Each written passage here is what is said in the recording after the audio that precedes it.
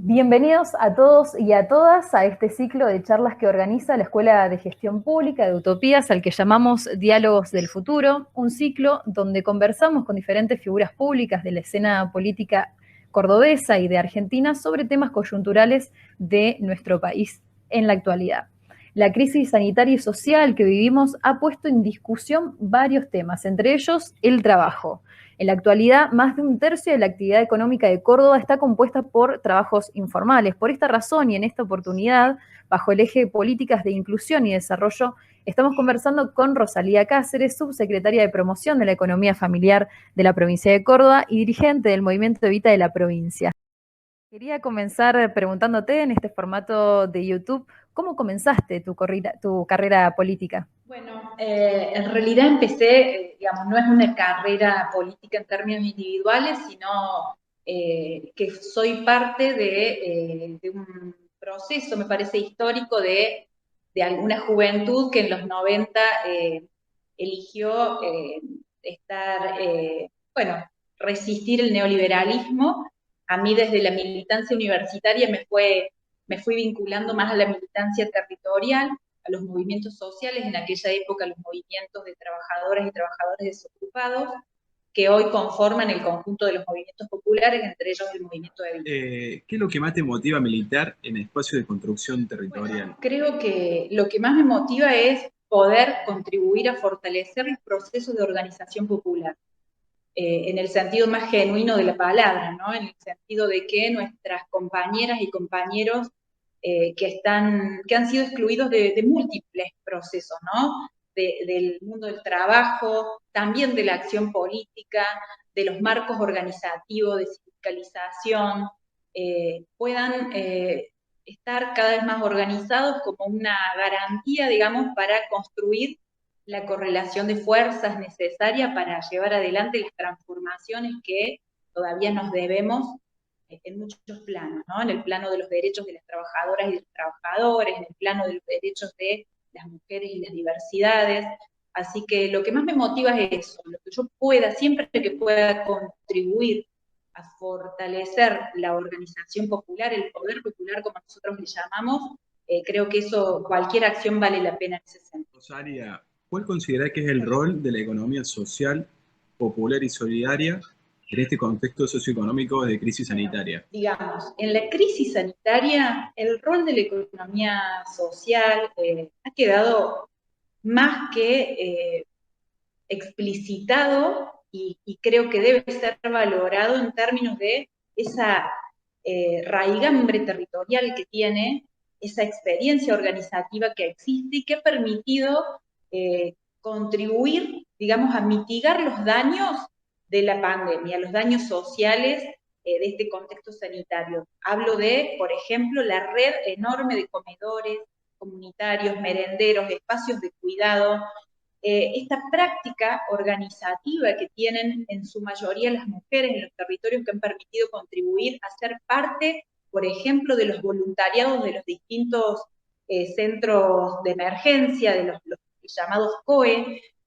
Realmente el sector de la economía social, fundamentalmente, digamos, concentrado especialmente en el trabajo sociocomunitario, viene llevando adelante tareas de prevención sanitaria, de concientización de los cuidados en este contexto, de asistencia alimentaria, de relevamientos de personas mayores, y lo viene haciendo porque ya tiene una experiencia organizativa, un saber popular articulado que realmente es sorprendente y que les ha permitido, además, por el hecho de estar organizados y organizadas, escalar mucho más en este contexto y ponerse a la altura de las circunstancias. Así que es un valor enorme. Después, en el contexto post-pandemia, en esta situación en donde nuestra economía ha quedado golpeada, entiendo yo, por dos pandemias, ¿no? Por la pandemia de este gobierno neoliberal que nos atravesó hace ya más de 4 años, me refiero al gobierno de Cambiemos, pero también en el contexto de las consecuencias económicas que ha generado la pandemia al día de hoy, también es un sector estratégico porque tiene una gran capacidad de recomposición, una posibilidad de ponerse, digamos, en marcha rápidamente sin necesidad, como otros sectores de la economía, de cierta inyección de dólares, de inversiones externas, etcétera. Y en este contexto económico tan grave de la Argentina es un sector que tiene un dinamismo importante, al menos en la pequeña obra pública, en lo que nosotros llamamos la obra de pico y pala, en el sector textil, en la industria alimentaria, mejor dicho, en la economía vinculada a la agricultura familiar, en la comercialización popular, en las ferias, en los comercios de cercanía. Es un sector que rápidamente, así como en los peores momentos se ha autoinventado el trabajo, en este momento se está reorganizando y está encendiendo, como nosotros decimos, la economía de abajo hacia arriba. ¿Y cuál es el rol, consideras vos, que es el de los movimientos sociales, sobre todo después de un año donde la construcción territorial en la calle no ha sido posible por bueno, estas cuestiones obvias del distanciamiento? ¿Cómo los ves a los movimientos sociales en esta crisis? La capacidad organizativa en términos territoriales del sector de la economía social como un sector económico, pero también como un sector de sujetos y sujetas de trabajadores y trabajadoras, ha sido posible por esta militancia, como el Papa Francisco la denomina, los poetas sociales, digo, y que viene de un proceso acumulado ya de un par de décadas, ¿no? Entonces, el valor de los movimientos sociales en ese sentido es fundamental. Ayer se presentó de manera provisional el conjunto de autoridades de lo que va a ser el primer sindicato de trabajadoras y trabajadores de la economía popular en la historia argentina, un hecho histórico, y en eso también los movimientos populares han podido impulsar este proceso de sindicalización que seguramente va a correr por sus propios carriles orgánicos, pero sin ese empuje de los movimientos sociales no hubiese sido posible. Los movimientos sociales también en términos de la política hoy vienen haciendo un aporte muy, pero muy importante en la agenda pública, en distintas áreas del Estado, donde tenemos compañeras y compañeros, en la economía popular, en los ámbitos digamos, de mujeres y diversidades. Creo que venimos en la cuestión ambiental también acercando la agenda que venimos construyendo y hacia un marco institucional. Y eso también es un aporte importante, ¿no? Sabemos que Córdoba es una de las mayores provincias con un alto desarrollo productivo, ¿no? Sin embargo, los números de pobreza han crecido. ¿Cuál sería la forma de contrarrestar esta situación? Sí, bueno, en primer lugar, justamente Córdoba es una provincia con un desarrollo productivo, con un bagaje de desarrollo industrial, digamos, que no ha tenido casi precedentes en el país, y justamente esos formatos de trabajo son los que están en crisis, digo, pero a escala mundial, ¿no? El modelo fordista ha entrado hace rato en crisis. Creo que de lo que se trata acá es de ponernos de acuerdo en poder discutir un modelo de país que permita un desarrollo sostenible y que no caiga preso de las fluctuaciones coyunturales de los gobiernos de turno. De eso se trata. Ninguna provincia se salva sola, ningún número provincial, digo, es un dato en sí mismo a ser considerado en términos puramente locales. Creo que las particularidades regionales de nuestro país hacen que la situación económica impacte de distintas maneras en las distintas provincias, pero creo que Córdoba va a poder, digamos, saldar las deudas sociales que tiene, igual que la Argentina, no es una isla en ese sentido. ¿Cuáles son los proyectos que están impulsando desde tu área? Bueno, desde nuestra área, que es parte del Ministerio de Promoción y Empleo, un ministerio nuevo, desde la Subsecretaría de Economía Familiar, por decisión, por supuesto, que de nuestra ministra Laura Jure, estamos avanzando en lo que es la formalización del sector de la economía popular a través de un acompañamiento sostenido y sistemático hacia los trabajadores y las trabajadoras en el marco de la constitución de cooperativas de trabajo, la formalización de las mismas, la cobertura de monotributos sociales. También, además de la instancia de formalización, estamos trabajando en la capacitación, no solo de oficios propiamente dichos, sino también en términos estratégicos, la capacitación de los procesos organizativos del trabajo de la economía popular, digamos que se clasifica en distintas ramas, como le llamamos nosotros, la agricultura familiar, el sector textil, la construcción, las obras de infraestructura social, la producción popular en general, la comercialización.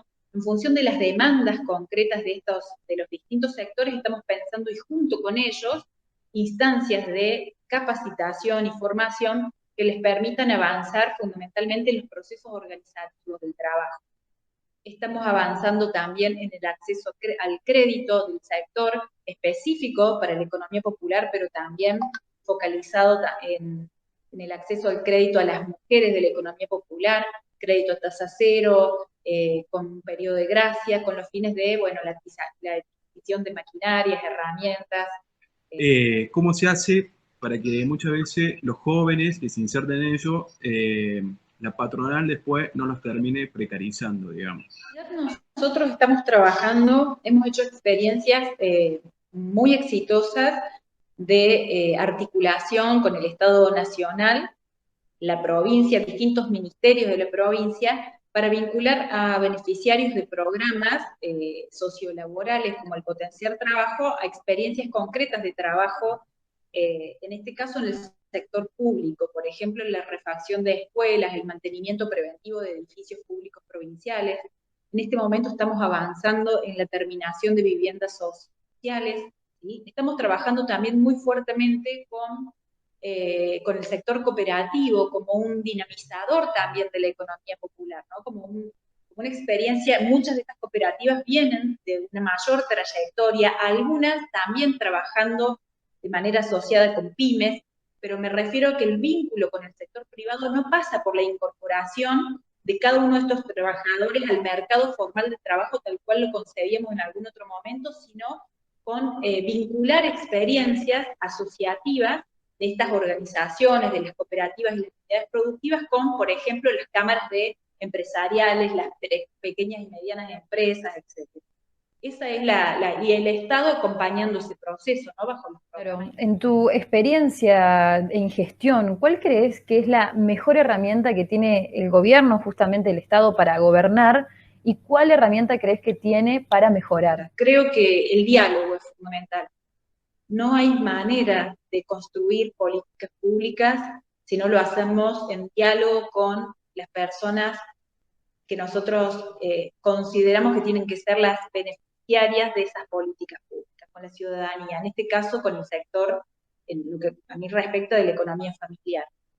Por eso hemos impulsado, digamos, y estamos en permanente diálogo con las organizaciones sociales, con las cooperativas, con las unidades productivas y las economías familiares que no están formalizadas ni integran al universo de las grandes organizaciones sociales, pero que son parte de la economía popular, que están registradas en nuestro registro provincial y con las cuales tenemos diálogo, porque desde esas demandas, de esas problemáticas puntuales, desde esos desafíos que de conjunto vamos descubriendo que hay que sortear, es que vamos pensando las mejores herramientas para, por supuesto en este caso, contribuir, digamos, a la gobernanza desde nuestra área, ¿no? ¿Qué importancia tiene la perspectiva de género en la construcción de espacio como son la política, la militancia política o la gestión pública? Si no estamos las mujeres y las diversidades en la gestión, en la política, en los ámbitos legislativos, etcétera,